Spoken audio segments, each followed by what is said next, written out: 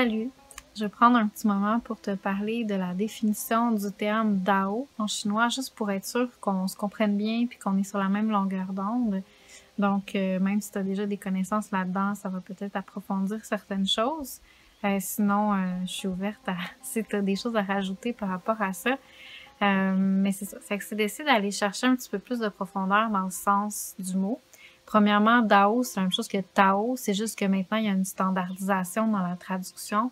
Donc maintenant, tout le monde appelle ça Dao parce que c'est comme ça que les Chinois le traduisent. Mais dans le fond, le traduisent dans nos caractères à nous. Mais dans le fond, c'est pas mal, c'est le même concept, là. Fait que ça. Donc le caractère chinois, je te l'ai mis dans les pièces jointes. Fait que tu peux regarder sur le côté pour aller voir l'image en tant que telle. Puis l'image, qu'est-ce qu'elle représente? Elle représente à gauche, le petit dessin qui est sur la gauche, ça représente un pied qui marche. Donc c'est vraiment comme ça représente le fait de marcher, d'aller quelque part. Versus l'image à droite, c'est comme un caractère chinois, c'est comme composé de plusieurs images. Donc l'image qui est plus sur la droite, elle, ça représente une tête.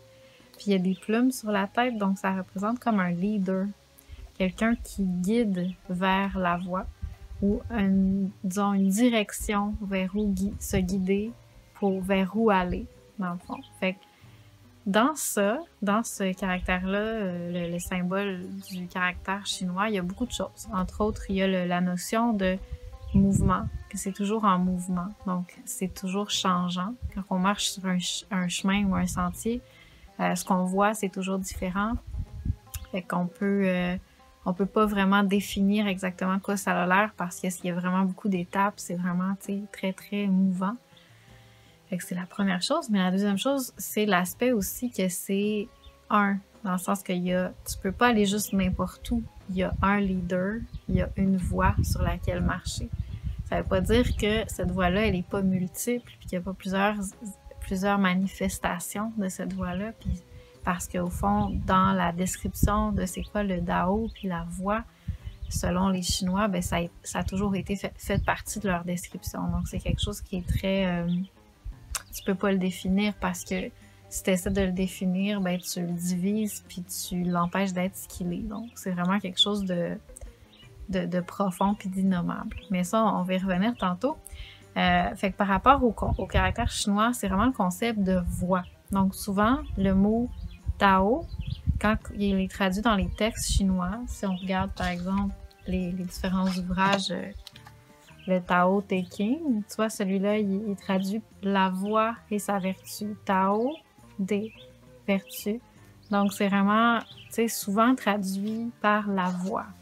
Mais pas toujours, parce que ça peut être traduit de d'autres façons aussi, parce que c'est un concept qui englobe toutes sortes de choses. Donc quand on parle de voie, on parle, comme je disais, d'aller quelque part. Mais on parle aussi il y a une unité là-dedans. Puis ça, je vais y revenir parce que ça réfère beaucoup avec le concept du dharma, un petit peu chez les bouddhistes. On se rappelle que le Dao, c'est taoïste.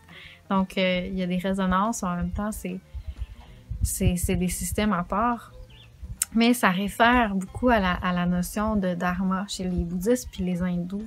C'est-à-dire le concept de l'action juste. Parce que dans le concept du dharma, dans le concept du Dao, on dit qu'on est dans son Dao, c'est-à-dire dans sa voie, dans son alignement, dans son équilibre. Ben c'est vraiment quelque chose qui représente, en fait, je suis dans qu'est-ce qui est vraiment juste en ce moment. Puis ça réfère au concept que, puis c'est assez profond comme concept philosophique que chaque chose, dans chaque moment, il y a une action juste. On peut faire plein de choses, on a le libre arbitre, on a plein de choix, on a plein d'opportunités, on a de la créativité à l'intérieur de nous. Mais si notre cœur écoute vraiment le moment, qu'est-ce qui doit être, qu'est-ce qui est juste dans le moment de faire, en général, on se rend compte qu'il y a une action juste. On devrait faire ça. Mais les détours font partie du chemin, c'est sûr. Puis, tu sais, tous les moments où on n'a pas vu c'était quoi qui était juste de faire, ben ça nous fait faire des détours puis ça nous amène à découvrir des nouvelles choses sur le chemin. C'est pas la fin du monde. Ça fait partie de notre sphère, de notre notre mystère, notre plus grand Tao, en fait. Mais sauf que ça fait quand même partie de la notion, de la définition du Tao. C'est quoi ça, l'action juste? C'est quoi mon Tao? C'est quoi mon alignement, mon action juste en ce moment? Puis c'est changeant, c'est tout le temps changeant, mais en même temps, si j'écoute avec mon cœur, je vois que continuellement, il y a une voix. Fait que tu sais, c'est un petit peu ce concept-là aussi, le Tao.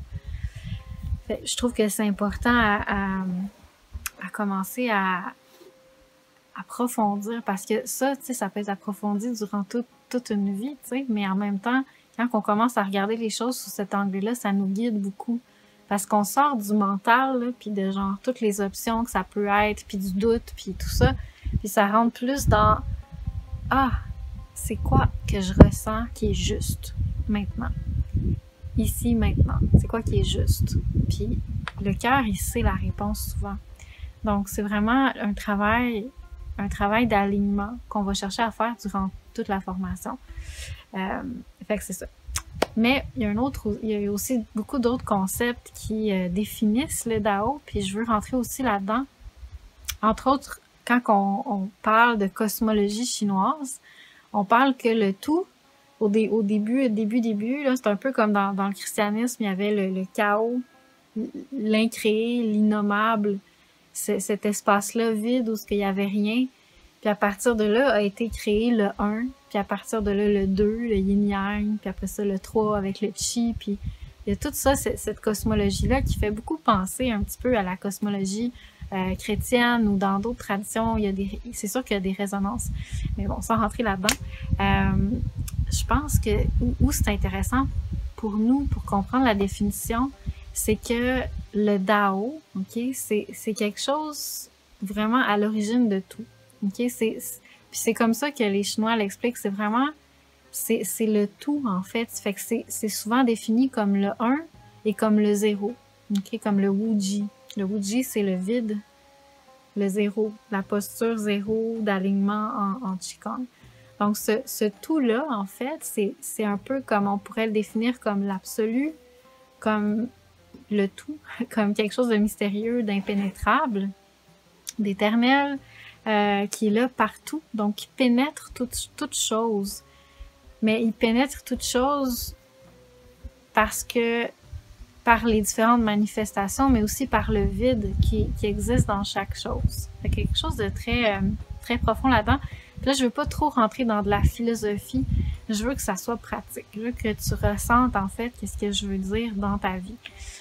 Donc, pourquoi j'explique ça? C'est parce que, d'abord, le fait qu'il pénètre toute chose, ok, ça, c'est ce que dans les textes que tu vas pouvoir lire si tu commences à étudier la philosophie chinoise, c'est que le Tao, il est continuellement en train de nourrir la création. Les Chinois appellent ça les 10 000 êtres. Donc, en se divisant comme ça en yin et en yang et en différentes manifestations, comme ça dans les 5 éléments, à un moment donné, le Tao, il finit par se diviser dans 10 000 qui représentent en fait l'infini, qui représentent toutes les différentes manifestations qui sont possibles. Donc, dans les êtres innombrables, le Tao va se diviser. Puis là, c'est toutes des différentes divisions ou manifestations de la nature absolue. Donc, ça fait que c'est un petit peu comme la création, puis toutes les différentes façons de manifester l'infini. Mais dans le fond, le Tao, il est continuellement en train de nourrir ça, d'envoyer de l'énergie, puis de nourrir continuellement la création. Mais les êtres sont en général, ben pas tout le monde, mais je veux dire, on a tendance à se fermer à cette énergie-là. On est tendu, on est continuellement comme tendu autant mentalement que tendu émotionnellement que tendu physiquement. Donc on est fermé, puis il n'y a pas d'espace en nous, il n'y a pas de vide pour pouvoir connecter avec le grand vide, avec le Tao, avec cette nourriture-là qui vient du tout, avec cette sagesse-là qui vient du tout, parce que le Tao, c'est tout, c'est quelque chose qui sait tout, quelque chose qui pénètre tout, qui nourrit tout, qui est partout. C'est la totalité des choses, fait que c'est le un, dans le sens que c'est l'unicité à la base de toute chose. Fait que c'est quelque chose qui qui peut se définir aussi par le 1 comme univers. Donc, on peut dire le Dao, c'est l'univers, c'est le tout, c'est l'infini. Le Dao, c'est l'infini. On peut aussi dire que le Dao, c'est l'absolu, c'est tout, c'est l'éternel, c'est tout ce qui existe. Puis c'est là où ça commence à rejoindre la notion de Dieu. Je sais pas si tu me voyais venir un peu, mais parce que tantôt je parlais un petit peu du christianisme. Pourquoi est-ce que ça rejoint la notion de Dieu? Ben, dans sa définition même, ça fait penser à ça, tellement que les chrétiens ont fait des traductions, je vais te montrer, des traductions du Tao Te Ching en remplaçant le mot Tao par Dieu ou par Christ, comme celui-là ou comme celui-là, qui est comme en fait une autre traduction du Tao Te Ching, mais par dans la vision chrétienne. Donc, il y a plusieurs façons de voir ça, mais en fait, pourquoi est-ce qu'on peut vraiment voir une résonance entre les deux?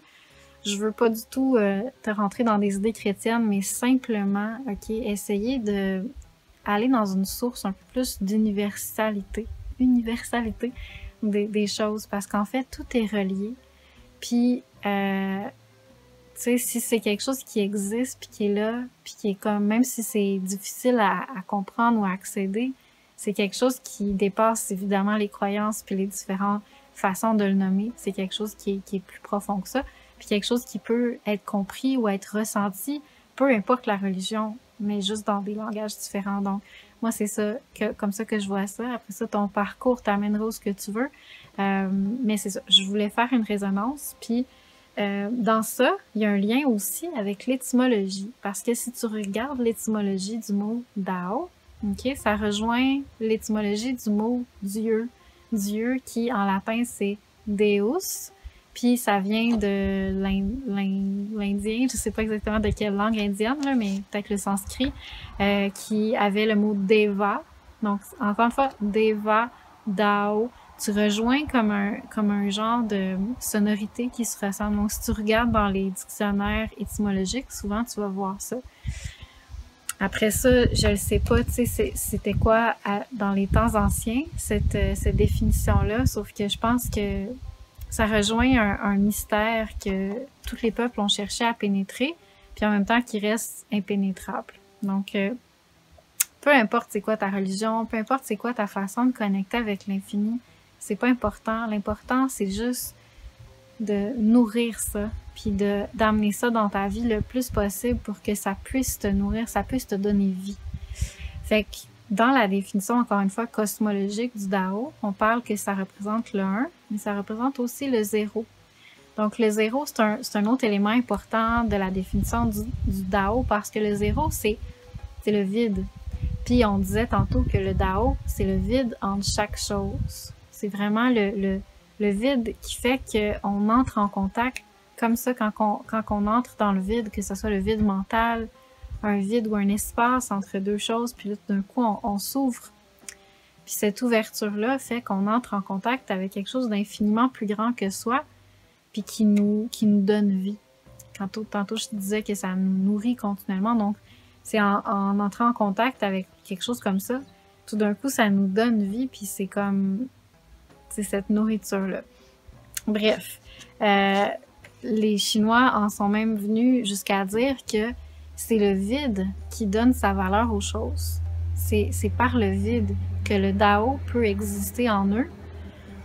Puis c'est par le vide que on prend vie, dans le fond. Donc quelque chose qui a un vide à l'intérieur, il est dans son... le Dao peut vivre à l'intérieur de lui. Il y a un sens qui peut habiter à travers lui, il y a une vie. C'est pas quelque chose de plein, c'est comme juste matériel, puis c'est mort. C'est comme... c'est vide. Vide, dans le sens occidental de dire, c'est froid, c'est pas vivant. Versus quelque chose qui a un vide à l'intérieur, ben c'est là où le Dao peut pénétrer. Donc, c'est ça. Fait que pour terminer, dans le fond, les Chinois, ils voient ça comme le cœur, c'est un espace vide. Okay? C'est vraiment comme une coupe qui peut toujours recevoir l'information. Mais des fois, il se remplit avec ce qu'on appelle des mucosités ou du mauvais yin, du yin trouble, qui trouble un petit peu sa perception qui fait qu'on peut plus voir clair à travers ce bol-là, qu'on peut plus recevoir. Mais dans le fond, le cœur, c'est lui qui a la capacité de voir, c'est lui qui a la capacité d'entrer en contact avec l'infini, puis de percevoir c'est quoi l'unité de toute chose. C'est percevoir c'est quoi le vide ou le mystère derrière les choses. Versus le mental, lui, il peut pas parce que sa fonction, sa façon de fonctionner, c'est de diviser les choses pour les comprendre.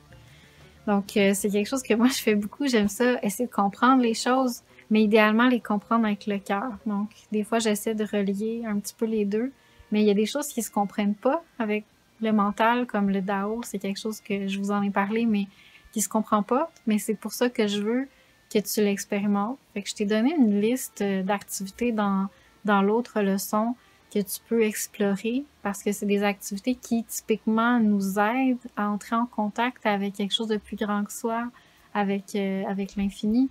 Mais évidemment, tu vas trouver les tiennes, puis on va s'en parler dans les appels, puis ça va être super intéressant.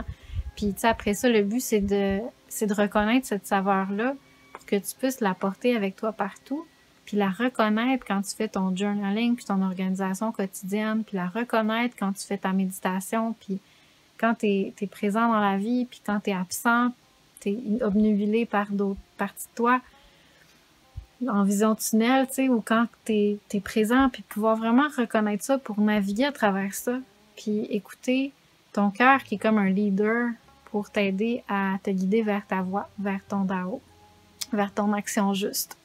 Fait que c'est ça, donc je te souhaite une bonne exploration des différentes voie vers le Dao. Puis on s'en reparle bientôt. Bye!